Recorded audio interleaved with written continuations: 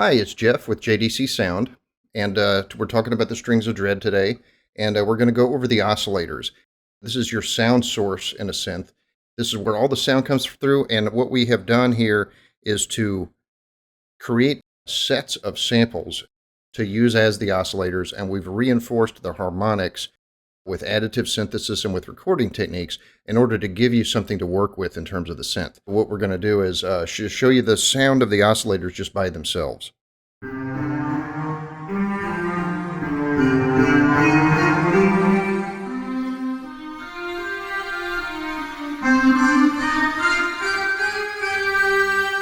And so what you'll notice there is that there's a lot of touch sensitivity there, and this is different samples that are playing, and this is a technique used by a lot of sample libraries in which as you play harder, it'll actually play different samples. Now we have that going on here, as well as a lot of dynamics in the compression and in the volume of it to kind of create a sound that is very expressive. So we have several layers of this. We've got the mod wheel stuff, we've got the touch sensitivity, and then all of this kind of comes together, and there's an emergent effect because of the gain structure that we've got, so that as you become more aggressive, the sound changes a little bit, and you'll notice this as you work with the sounds. So let's take a look at oscillator number 1 first. And so what I'll show you here is, if you can hear this, there's a very discordant harmonic that's very high up there. A lot of odd order harmonics going on.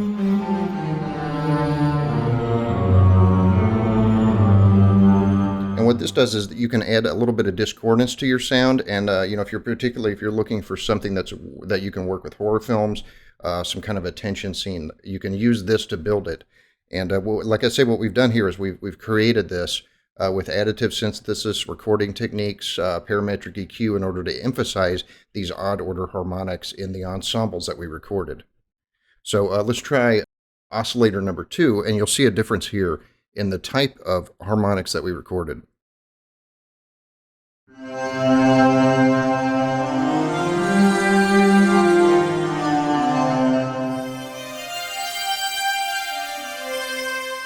These are very even order harmonics, and it's a more of a pleasant sound. This also you can use with the filters and with the LFOs and everything. It gives the synth something to bite down into. Now let's go over to oscillator number 3 on this one, and what I'll show you here is that this is a solo string that we recorded, and we used a recreation of a U47 microphone just to specifically get this particular type of sound that we were looking for.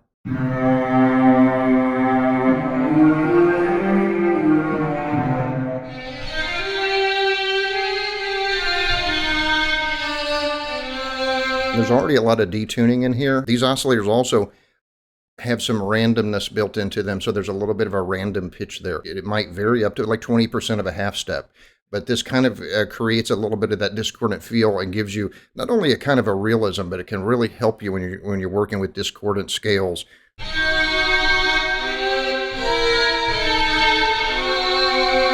And it can give you that kind of sound that you're looking for. All right, so let's go on to oscillator number 4 here. Now this one is a very attacky oscillator, so that you can really make some attacky sounds. When you work with this with the envelopes, you can get a lot of variety of attacks with this.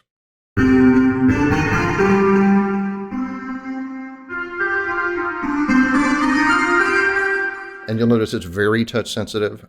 This is a philosophy that we've had throughout the synth, and being able to have a very expressive sound that you can change over time. And so everything we've added here, we've tried to create as a performance vector, including the oscillators themselves. Their volume is controlled with a feedback compressor, and so this also alters the character of the sound over time and over the volume. As the sound itself plays out, you'll hear these differences. And we've got 4 modules here that we can go through. So let's go on to the second module, and we'll go through some of those oscillators, and we'll show you what the difference is. So this is Box of Dread. This is another one of our modules here, and the chief difference here are the different oscillators.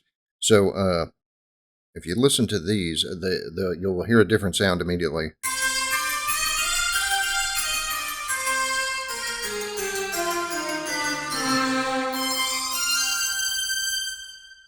So the first 2 oscillators here are identical, basically, and this comprises a glockenspiel, a music box, and some various bells. We know this goes against the string idea, but we think it fits well within the library, and it really helps us out to get a lot of interesting sounds out of it. Okay, so the third oscillator here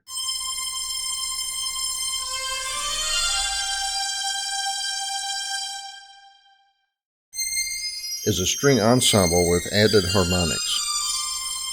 Really mixes well with the chiminess of it.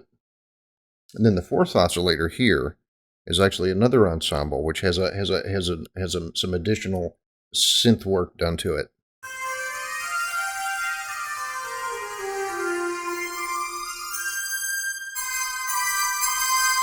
It's got a bit of an attack to it as well.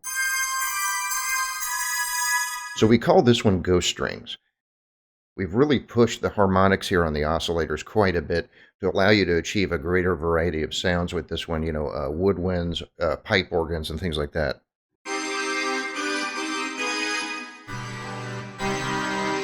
So this is also all based on string samples.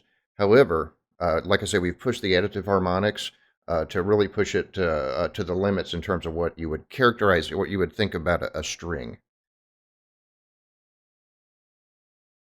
So here's oscillator 1 for this one.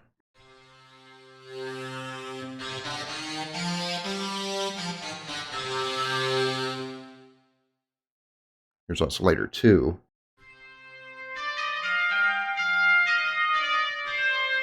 And that is actually a harmonic from a guitar.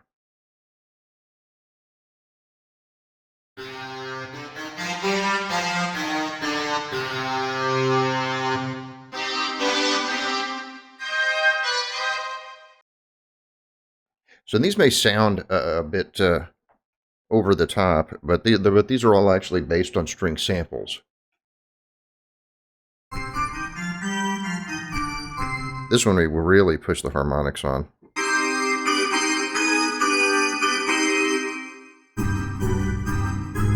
And a lot of this is just the mass amount of recording and the amount of tracks that we're putting in there. So we're really just sculpting a harmonic that we can then tear apart with the filters.